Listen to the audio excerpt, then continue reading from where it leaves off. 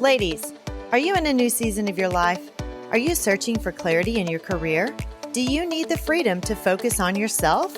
Are you ready to follow God's plan for your life? Welcome to Choose Your Next Yes. Hi, Kindred. I'm Mel, a professional woman, mom of grown-ups, coffee, and Jesus lover. I've had a lot of big life changes, and I haven't always been clear about God's plan for me. So I pursued too many of the wrong things in my life and career. This led to stress, anxiety, and a lack of self-care. I finally stopped moving on my own and started listening to God's voice to find clarity and peace and achieve my goals. And now my mission is to help you learn to listen to God's voice and know when to say yes to the right things and no to everything else. Let me show you how to clarify your purpose and pursue your personal and professional goals in this next phase of life. Pour yourself a cup of joe and grab a notebook and pen. Kindred, it's time to focus on yourself and reclaim the woman you once aspired to be.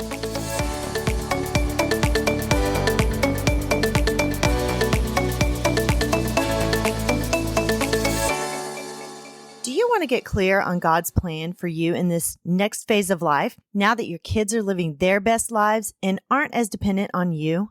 Are you ready to figure out the next steps toward the career you were meant to have instead of the job you settled for to pay the bills? Kindred, I know what it feels like to know you were meant for more in your professional calling, but not be sure what God is really calling you to do after your full-time mom job is over. Now that you have freedom to focus on yourself, in this next phase of life, you're just not sure how to get started. What if you had clarity on your God-given talents and skills and your passions and interests? What if you were able to determine with confidence the steps toward your next professional career and know you are choosing the right yes in this next phase of life? That's why I created Career Clarity Blueprint, where your confidence, passion, and purpose merge.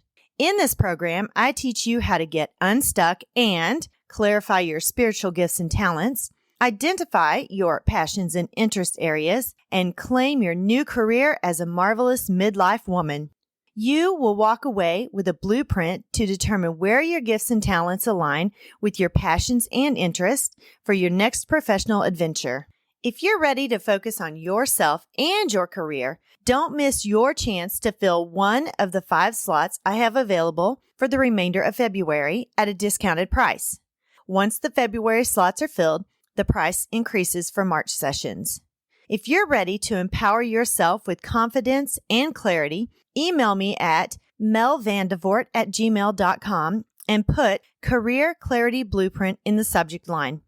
I will be in contact as soon as possible to schedule your session.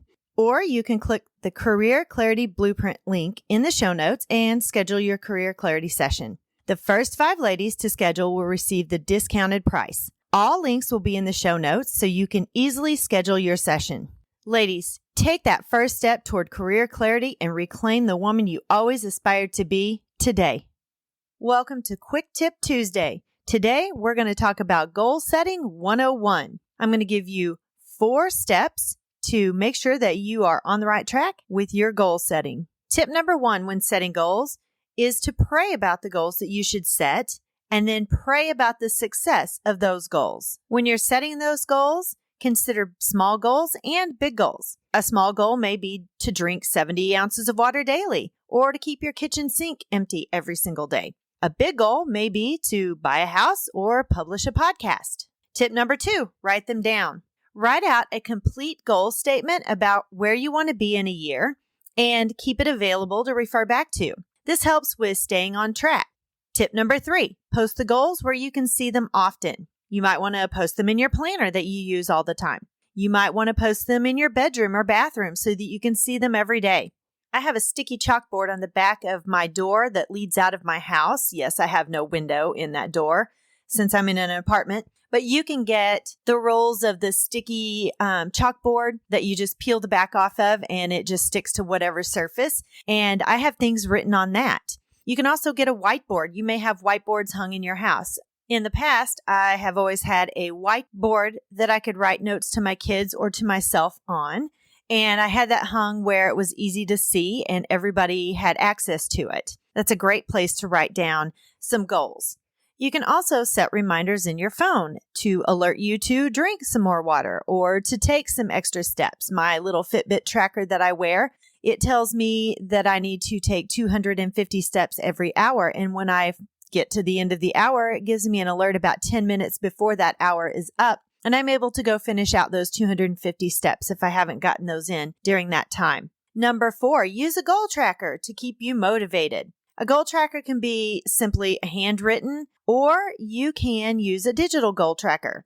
You're going to want to research what works best for your needs because what works for you may not be what works for someone else and vice versa.